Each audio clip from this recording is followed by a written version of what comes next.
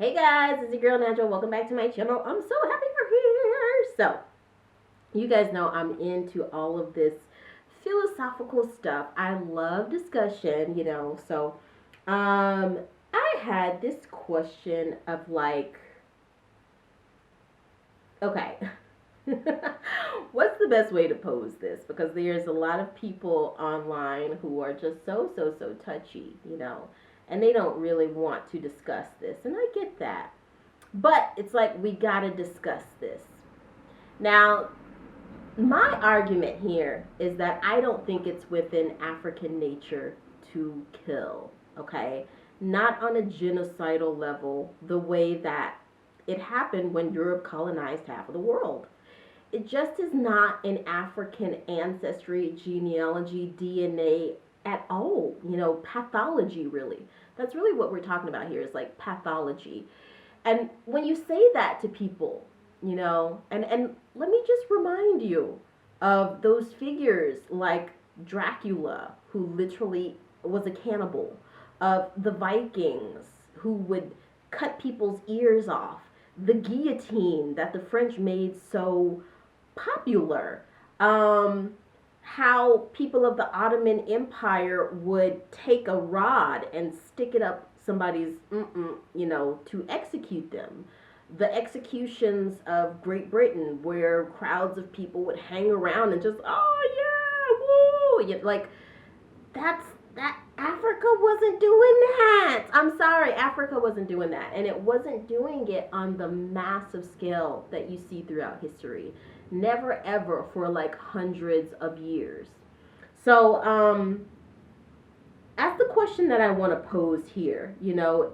I really don't think that historically it has been within um, habits of Africa over an extended period of time to be quite so brutal as their European counterparts have been throughout history. Um, and that includes many different elements. Even the Musa kings of the Muslim world of Africa, just in general, were not doing the same type of stuff that Europe was doing. And in many instances, I think after common time, after the time of Jesus Christ, where we do see Africans doing such horrendous things on massive scales, I would say arguably it is after colonization. Those things were really learned. So I was thinking about this stuff, and a lot of people refuse to want to talk about this. A lot of African history, period, has just been erased. It is the saddest thing on the world. Like white supremacy is so embedded in everything that we do, and even people of color can be unknowingly carrying out white supremacy. Same for white people. Like they could just be having these ideas about what Africa was and wasn't prior to colonization, because so much of history has been whitewashed and erased. Parts of it have been, holes have been punched in it. I was even looking at today a documentary that was talking about Adam's calendar, which predates Stonehenge, and it's very similar to Stonehenge. It is, a circle of stones that they clearly use to know the directions, to know directions of the land, and to calculate days and months and years. And also probably used for some sort of ceremonial type things. But there's so many ruins in Africa. There's so many palaces in Africa. There's so many inventions that came out of Africa. So much of mathematics and linguistics came out of Africa.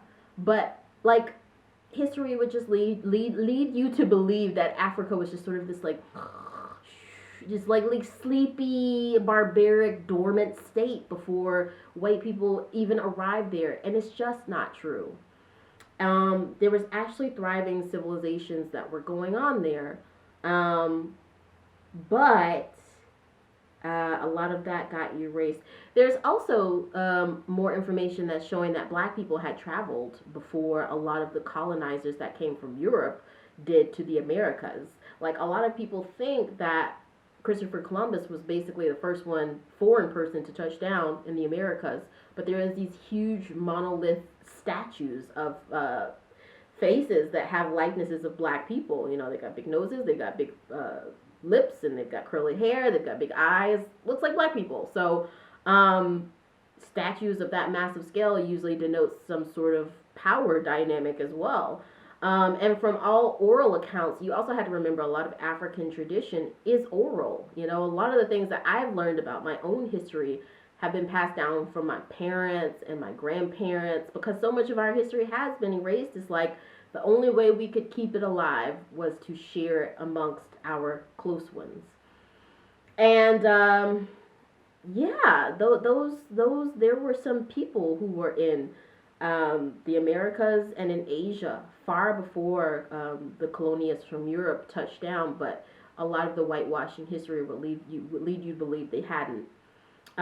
It would also lead you to believe that, you know, Africa had no contributions to the systems that we use today. You know, technology systems, mathematics, infrastructure, transport, agriculture, sailing. It would just lead you to believe that Africa had no contribution. It's just not true. It's just not true. And the moment that you take the initiative to go and look into this stuff, you'll quickly find that it's not true. One of the biggest things that I appreciate was, and I actually studied art history in school. So I studied some Eastern art panels and things like that. But now when I see it, you know, it really pisses me off. But in my late teens, I was very new to this, outside of the oral history that my family had given me. But in art history panels, they would always just synthesize Africa down to Egypt. Like, there was no the rest of Africa. There was no West Africa. There was no Mali Empire. There was no Ghana Empire. There was no Nigerian Empire. There was no Adams calendar. There was no South Africa. There was no Johannesburg. You know, there was no Musa Musa. There was no Timbuktu. None of that. It was just Egyptian history. And one of the best things that I appreciated was that I actually had professors who would let us know. They'd be like, now, you know, we have to teach you what's within the curriculum. And the curriculum essentially says Egypt is Africa. But we want you to know that that's not true. And you can go and seek out your own education to see that that's not true. And I literally had white professors telling me that. So, like, and it's here I am about 10, 15 years later, and I'm still learning. I'm still discovering all of these beautiful nuggets of innovation, of inspiration, of nature and temperament from my ancestors that just is not taught in school the same way that the Crusaders, the conquerors are taught. One of the biggest things that stands out to me that comes more from oral tradition that my parents have taught me is that Africa has never ever been a colonizer. You know, Africa was never a colonizer in the sense of where it was done on a massive scale, where they were intruding into other cultures and forcing them to do their religion, forcing them to do their way of thinking, their customs, you know, their way of social norms or societal expectations, of gender norms. That never ever was Africa's game. Africa was very much a place of, it was a tribalistic background. So it was like, you know, if you come from my tribe, great. But if you come from another tribe, I can welcome you into my land without crapping on you, basically, right? And history just sort of shows that even when black people, when the prehistoric Africans and the pre-colonial, I'm sorry, not prehistoric, but the pre-colonial Africans entered into other parts of the world, they did so peacefully. They didn't do so with trying to conquer and pillage and destroy the way that some European counterparts did. So that's all to say. I'm 31 years old, and a history of oral tradition in my own black family, my black American family, but one that's been forced to sort of seek out knowledge because a lot of it's been erased through history books. That, plus an art history degree where I basically was taught that Egypt was Africa, but I had some cool professors that said this isn't really the case. All of that coupled with my own curiosity, 31 years of that has led me to seeking more. You know, I say all the time, When you stop learning, you stop living.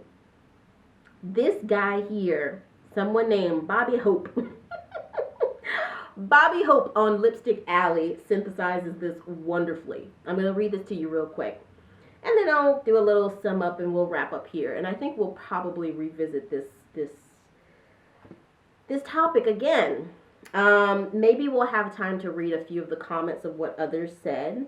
But you can imagine that what I said before is true. There are some people who pop in here and basically try and refute this what Bobby is saying the same things over and over again. That they know of African tribes, they weren't doing anything before colonizers arrived, that they were barbarians, etc., etc. But it's not really their fault. They're just repeating what they've heard. That's what history has been teaching us for centuries. And then you have other people who are basically like, hey, this is what my family has been telling me this whole time. Same way as me. So listen here. This is from June 6, 2020. This is in the culture thread and the diaspora general thread of Lipstick Alley. It's entitled Black People Were Taught to Kill. And this is from June 6, 2020. Bobby Hope says, if you took pre-modern African history, you will be taught that the weapons many African tribes used were not meant to kill each other. They were meant to maim and render their opponents defenseless. Let's put up a picture right here of the picture that he shares. And it's very true. These weapons just genetically feel so familiar for me. It's most likely because growing up, my parents and my aunts and my uncles, they often would have pieces of art, and those little statuettes of African statues and things like that, and they would often be holding weapons like these. Okay, let's keep going. He goes on to say, many African tribes found more value in capturing people, in parentheses he puts women, not to completely wipe out other tribes and conquer land. Now that right there, what he says first is to render their opponents defenseless. Africans was cold with it. They were like, we're not going to put you on a guillotine. We're not going to stick a rod up your We're going to take your women. They're like, we're going to destroy your bloodline. Cold-blooded. But at the same time, to me, very, very fair, very dignified, very just, and not just brutality for brutality's sake. So he goes on to say, it wasn't until European settlers came to Africa that the mindset of conquering and claiming land became an idea. Europeans showed Africans how to quickly kill one another and introduced them to weapons not meant to destabilize, but to mortally wound their opponents. Pause there. So as someone who's studied history, this is not me race baiting, as so many people like to say. If you don't know your history, you don't know where you're going. You don't even know how to really see those things that might be in yourself that are bad qualities, that aren't really yours. They could be inherited from your ancestors. If you don't know your history, you don't know where you're going. That right there, again, the Crusaders, the conquerors, the 300, the Vikings and the Ottoman Empire and the maiming and martyring of people of other religions, burning them on crosses, executing them in town squares. That is something that is uniquely European. And until we start to accept that, the insurrection on January 6th, things like that is not very surprising. Until you're willing to look at your history, you really don't know where you're going, Okay, so let's keep going. Europeans were trying to spread their religious and cultural influence globally. And the only way they knew how to do that was to kill natives as quickly and efficiently as possible. Now let's come back to that.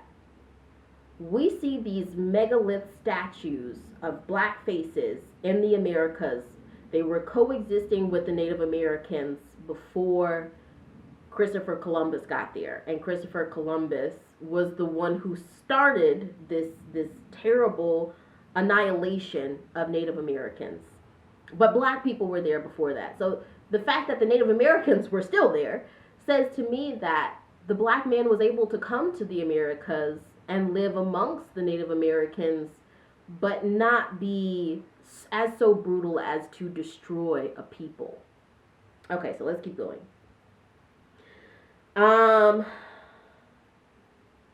He goes on to say a lot of these swords and hatchets were long and flat, as they weren't meant to pierce through flesh. They were meant to be swung on their flat side, or at worst, chop a foot or arm off. Now that still sounds horrible, but if you look at the anthology of human history over the 2 to 5 million years that we've been here, and you look at the tools that we've used, that we've discovered over the past, let's say, 200 to 500,000 years. When we look at tools, there is a craft and an art that really was born with it. And much of it comes back to protection. It comes back to fight or flight. There's a reason these tools were made. Human beings have had to protect themselves from outside threats, you know. But when you look at African tools, you see that element that really exists deep in African ancestry that says, I am a human being. You are a human being. I want to respect the life force that exists within you by just disarming you when you're wigging out, you know. But pretty much that's all I want to do. I don't want to take your life because I don't have the authority for that. When you look at African traditions, so much, and you see this in South American traditions as well. You see this in Mexican traditions. You see this in some Asian cultures. There's a deep reverence for nature and the moon and the sun and the stars. If you go back to really, really ancient traditions, people used to worship things like the moon and the stars and the sun. And so it just wouldn't have been in the nature of African rulers to just want to kill for killing's sake. You know, it definitely was like a respect thing. It was like a human thing. So going on, Black Panther alludes to this with their weapons, a lot of them being clubs, a relief sculpture of Benin. I hope I'm saying that right. This was also present in indigenous American weapons, mostly meant to maim and destabilize their opponents. White people developed gunpowders long after the East's introduction to shoot lead bullets. They also introduced swords, which were meant for thrusting, which led to quicker and combat kills. Black people at their core are kind and accepting people. White colonizers are responsible for Shaka Zulu and Mifekin. I hope I'm saying that right. Fiken. I think you don't really pronounce the M. Mifken. Hopefully I'm saying that. Yeah, I'm no expert here. I really don't want to claim to be an expert, but from basically what I've gotten from oral tradition, from my own family, from my own studies, and also when I moved to France, I met so many of my like African sisters and brothers. Like coming to France was just like, in a way, almost coming home to Africa. I know that sounds so crass, but it's so true. Like I met so many people from all over parts of Africa, and there's always this just inherent like, come give me a hug type thing, you know. It's just like, oh my gosh, you know. And African people this depends on areas, it depends on tribes, it depends on temperament of individuals, but in history's sakes, guys, Africa wasn't guillotining people. Africa was not inventing guns to kill people at a faster and more brutal rate. They weren't sticking rods up people's They weren't colonizing entire lands and entire peoples. They didn't. And if the roles had been reversed, there's a huge debate in this sort of sphere as well, as like if the roles had been reversed and Africa had the chance to do it, Africa would have done the same thing. That's what a lot of people say. Oh, if the roles were reversed, Africa would have been done the same thing. No. Mm-mm. Do you know that Europe is the place with the most fossils in the world that have been shown to be that like the victims of these fossils were dead because of cannibalism. Europe has the most fossils of people who demised because of cannibalism in the whole entire world. You know, I think it comes back to something deep and ancestral. Like if you think about the European climate, you know, especially during the Bronze Age, the Iron Age, the Stone Age, it would have been freaking cold as freak, you know? To me, I think it just comes back to genetics. I think it's just like within the European pathology, going all the way back to, and I'm not talking about individuals, I'm talking about like a pool of like human race, human pathology, sociology, geography, genealogy. I'm talking like really about DNA. Like going all the way back to the early human beings, the hominids. Like they had to survive. They had to survive. And so it just wasn't the same as Africa. Africa's warm. And it like thinking back with you know, climate change, Africa probably would have been less warm than it is now. It probably would have been actually more, how do I want to say? The climate would have been a little bit more soft, you know, it would have been warm but not as hot as it is today. And so it was quite easy to live. It was quite easy to live in Africa. You didn't have to be going around, you know, like murdering people. You didn't have to do that, you know, and it seems like that was just a regular life of the early humans in Europe because of the climate, you know. So I think that's something that really needs to be taken a look at. Let's take a look at what some of the comments were.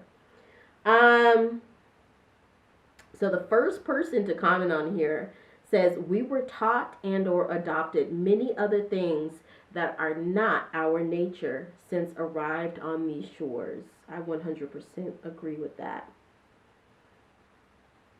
So this is one of those people. And from reading, this is one of those people who is in denial. And from reading the way that it's written,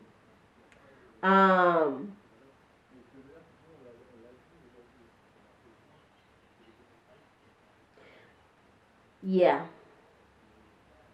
The way that it's written, I get the sense that it's probably a black woman, okay? And I'm getting Clarence Thomas vibes. It's like insidious self-black hate. And, you know, it's okay. Some of these people who were coming from that place of still holding on to that white supremacy that they've been taught, and I say this as a black woman married to a white man, it's okay. We have to talk about these things. I know it's uncomfortable, but we got to talk about them. But, you know, this strikes me as a person who just really hasn't opened themselves up to all the knowledge yet, you know. And knowledge isn't something where, oh, I'll just watch a video here, I'll read a book there, I'll listen to this podcast. Like, you really have to be open to receiving knowledge. And I feel like this person really just haven't gotten to that point of openness yet. But this person says, woo child, the lack of accountability. Don't y'all ever get tired of shifting the blame. And I bet people who agree with this are the same ones who will deny that black women were taught to hate our hair, features, and skin color. Those are things we just have to get over. But sure, the white man taught you violence. The white man did teach you violence. And the white man also did teach you to hate your hair, to hate your features and your skin color. The white man even taught you to be on here spewing crap about how black people don't have any accountability for their role in being the victims of centuries of slavery. Come on, black people need to be accountable for slavery, is what you're saying. That's just white supremacy talking all in of itself. But we'll leave it there, guys. I just thought this was super interesting. I'm going to try my very best to remember to link that in the description. I would love for you guys to look at it and tell me what you think. If you have any overarching thoughts, you have any ideas, if you have anything that you want to put, any prayers even, you can put them in the comments. I think that we'll come back and we'll definitely talk about the subject more. It's such a rich and vast subject, and this is one of the things that, like, we just have to try our very best to talk about subjects like these respectfully, but nonetheless talk about them, because this is what is going to elevate us, taking a deep look at history and thinking about how we can do the future a little bit differently, a bit more positively, a bit more in a unified and positive way. So I'd love to know what you guys think. Let me know in the comments. If you're new here, go ahead, hit the like and subscribe button. Hit that bell. That way you know whenever I post video. And I will see you guys next time. Bye.